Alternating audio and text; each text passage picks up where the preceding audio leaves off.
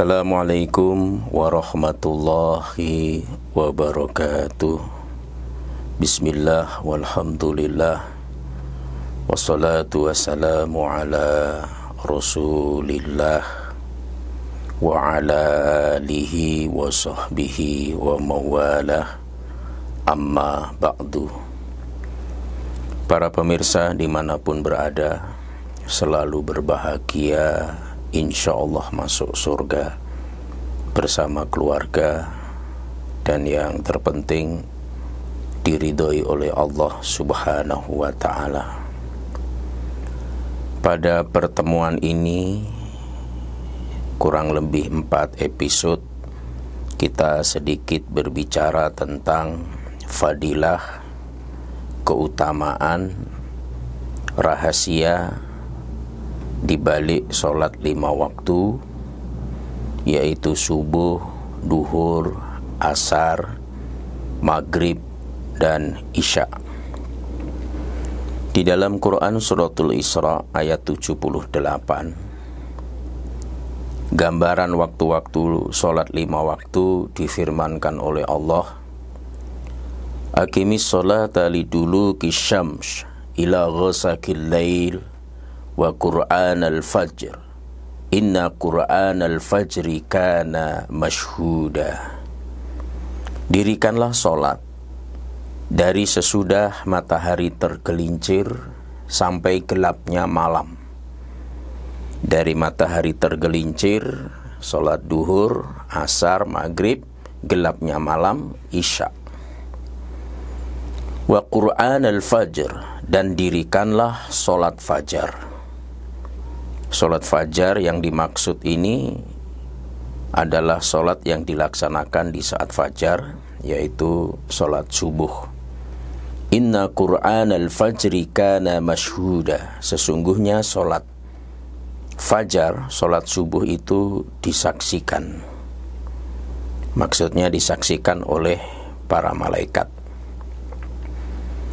Ayat ini berbicara waktu sholat yang kita laksanakan dalam sehari-hari, mulai dari sholat duhur, asar, maghrib, isya, dan subuh.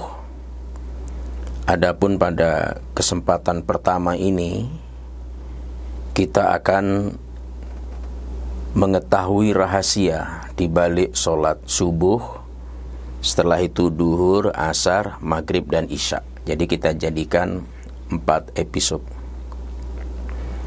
Keistimewaan sholat subuh sungguh sangat luar biasa, tanpa memungkiri keistimewaan fadilah sholat fardu yang lainnya, yang masing-masing punya spesifikasi, punya keunggulan, punya keutamaan tersendiri, yang satu dengan yang lainnya sungguh sangat luar biasa.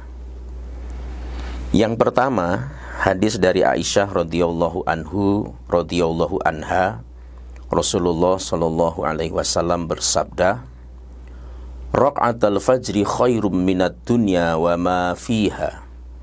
2 rakaat fajar, yaitu sholat yang dilaksanakan di saat fajar, termasuk di dalamnya adalah qobliyah, 2 rakaat sebelum subuh, itu nilainya adalah khairum minad dunya wa ma fiha, lebih baik dari dunia dan isinya. Itulah sehingga ini sungguh sangat luar biasa.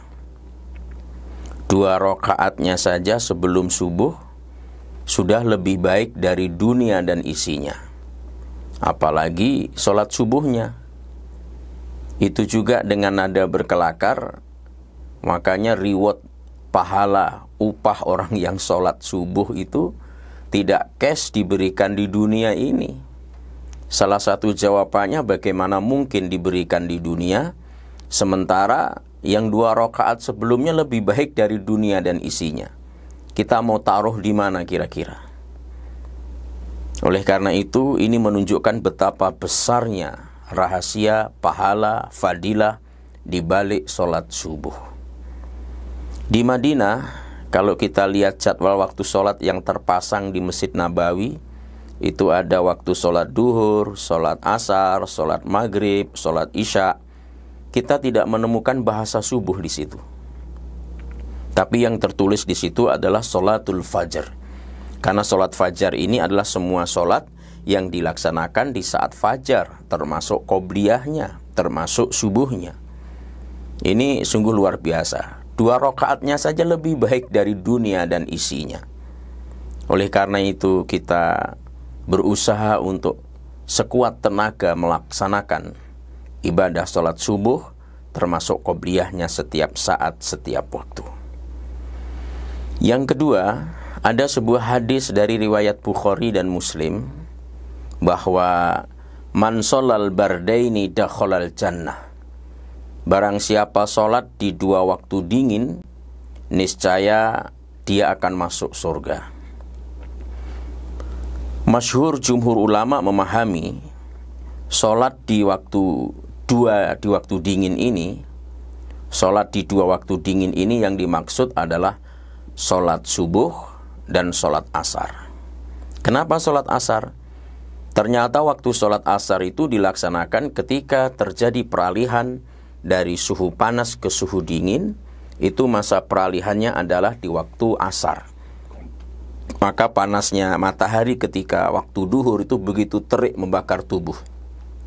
Tapi ketika masuk waktu asar, itu teriknya tidak seberapa. Kenapa? Karena waktu asar itu ditegakkan, dilaksanakan sholat asar, yaitu waktu di mana peralihan dari suhu panas ke suhu dingin. Sehingga ketika ada hadis man sholal bardaini dakhalal jannah, barang siapa sholat di 2 waktu dingin, niscaya akan masuk surga. Itu yang dimaksud adalah sholat subuh dan sholat asar. Ini keutamaan yang kedua, begitu luar biasanya sholat subuh. Yang ketiga, dari sekian waktu-waktu sholat, baik sholat waktu duhur, asar, maghrib, isya, subuh, yang azannya itu dibolehkan 2 kali hanyalah sholat subuh. Apalagi kalau di Madinah, di Mekah, itu sudah pada mahfum kita, di sana itu azan menjelang subuh itu 2 kali. Yang pertama adalah kumandang azan untuk membangunkan orang sholat tahajud di sepertiga malam terakhir. Nanti yang kedua adalah azan subuh yang sebenarnya baru iqamat. 2 kali. Dan bahkan seruan azan yang ada tambahannya dari sholat 5 waktu adalah sholat subuh. Di sholat subuh itu ada tambahan as-sholatu khairum minan naum, di mana sholat itu lebih baik daripada tidur. Itu disampaikan oleh hadis. Dan ini tidak ada di azan sholat duhur, sholat asar, sholat maghrib, sholat isya. Adanya hanya di sholat subuh. As-sholatu khairum minan naum. Sholat itu lebih baik daripada tidur.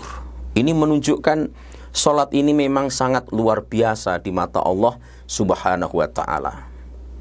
Yang keempat adalah ada sebuah hadis yang sangat menarik dari hadis riwayat Muslim, di mana Rasulullah sallallahu alaihi wasallam bersabda, la yalijun nar akhadha shalla qabla dhulu'i syams wa qabla al-ghurubiha. Tidaklah akan masuk neraka orang yang melaksanakan sholat sebelum terbitnya matahari. Yang dimaksud adalah sholat subuh, sholat sebelum terbitnya matahari. Yang dimaksud adalah sholat subuh, dan sholat sebelum tenggelamnya matahari. Yang dimaksud adalah sholat asar. Jadi orang yang melaksanakan sholat subuh sebelum terbit matahari, sholat asar sebelum terbenam matahari, maka oleh Nabi dijanjikan yalijunnar, layalijunnar, tidak akan masuk ke dalam neraka. Jadi harus dipelihara memang subuh dan sholat asar. Tapi subuh di sini terlibat karena kita sedang membahas keutamaan sholat subuh. Ini subuh menjadi paket dengan asar. Ketika 2 sholat ini dilaksanakan sebelum terbitnya matahari, subuhnya, sebelum terbenamnya matahari, asarnya, maka pelakunya tidak akan masuk neraka. Yang kelima, fadilah sholat subuh yang kelima, ini satu paket dengan sholat isya, tapi yang berkaitan dengan sholat subuh, hadis dari Utsman bin Affan radhiyallahu anhu mendengar dari Rasulullah sallallahu alaihi wasallam, barang siapa melaksanakan sholat isya berjamaah, maka seolah ia melaksanakan sholat separuh malam. Jadi sholat isya berjamaah seolah melaksanakan sholat separuh malam. Lalu hadisnya disambung, wa man sholat subha fi jamaah faka'annama sholal lail kullah. Dan barang siapa yang melaksanakan sholat subuh berjamaah, maka seolah dia telah melaksanakan semalaman penuh. Jadi sholat isya'nya seolah separuh malam, yang separuh malam adalah disempurnakan dengan sholat subuh. Maka di sini dapat kita pahami, sholat subuh itu seolah orang sedang melaksanakan seperdua malam seluruhnya dipakai sholat. Tapi kalau isya dan subuh berjamaah, seluruh malam orang itu dianggap melaksanakan sholat tanpa istirahat di mata Allah Subhanahu wa ta'ala. Ini menunjukkan kepada kita betapa besar rahasia dan pahala, fadilah di balik sholat subuh ini. Di samping itu, Quran sendiri mengatakan bahwa sholat subuh tepat waktu dan berjamaah itu ternyata inna Qur'anal fajri kana mashhuda. Sesungguhnya sholat subuh, sholat fajar itu disaksikan oleh para malaikat. Tentu kita bertanya-tanya, malaikat siapa ini yang menyaksikan sholat subuh ini? Karena semua kita itu ada malaikat yang mengikuti kita. Ada malaikat raqib, ada malaikat atid. Apakah sholat-sholat yang lainnya itu tidak disaksikan oleh malaikat? Tentu tidak begitu menjawabnya. Sholat subuh itu secara spesifik, secara khusus disaksikan oleh para malaikat. Ini ada hadis yang menjelaskan, hadis riwayat Bukhari dan Muslim. Wa tajtami'u malaikatul lail wa malaikatun nahar fi sholatil fajr. Dan malaikat malam serta malaikat siang itu berkumpul di saat sholat fajar. Jadi pergantian shiftnya itu kalau istilah kita, itu di sholat fajar yaitu sholat subuh. Malaikat malam akan digantikan oleh malaikat siang, maka malaikat malam masih menyaksikan orang sholat subuh. Malaikat siang juga menyaksikan orang yang sholat subuh.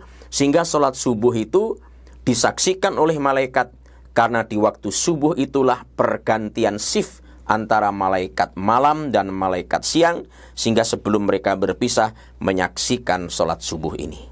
Makanya satu-satunya sholat yang secara spesifik disaksikan oleh banyak malaikat adalah malaikat di waktu subuh adalah sholat subuh. Itulah makanya sampai ada minyak wangi, mereknya aja malaikat subuh. Tentu kita tidak menemukan minyak wangi yang mereknya malaikat mungkar nangkir, parfum mereknya malaikat Jibril. Tapi malaikat subuh banyak dijual-jual itu. Ya, bahkan di Arab Saudi kalau kita umroh beli parfum mereknya malaikat subuh ada. Karena memang waktu subuh itu sangat spesial. Yang ketujuh, orang yang sholat subuh berjamaah di masjid berpotensi mendapatkan pahala haji dan umroh. Tanpa harus tawaf sa'i, tanpa harus urus paspor. Kenapa berpotensi? Karena memang ada syarat-syarat yang harus diikuti. Apa syarat-syarat yang harus diikuti? Barang siapa yang melaksanakan sholat subuh berjamaah di masjid, lalu dia duduk sambil berzikir, tilawah, mendengarkan taklim hingga matahari terbit. Kemudian ia melaksanakan 2 rakaat sholat isyraq, yaitu sholat duha di awal waktu sholat isyraq. Kata Nabi, kanat lahu ka'ajri hajjatin wa umrah. Maka seperti memperoleh pahala haji dan memperoleh pahala umroh. Lalu Nabi melanjutkan satu kata diulang 3 kali. Tamah, tamah, tamah. Maksudnya sempurna, sempurna, sempurna, tidak cacat. Jadi bagi Bapak Ibu yang ingin mendapatkan pahala semisal haji dan umroh, Maka sholat subuhlah berjamaah di masjid, lalu duduk berzikir, mendengarkan taklim, tilawah Quran sampai terbit matahari. Ketika matahari telah terbit, lalu kita melaksanakan 2 rakaat sholat sunat isyraq, sholat duha di awal waktu, maka kita mendapatkan pahala semisal haji dan umroh. Tapi ini tidak menggugurkan kewajiban haji dan umroh, pahalanya yang diberikan atau disiapkan oleh Allah Subhanahu wa ta'ala.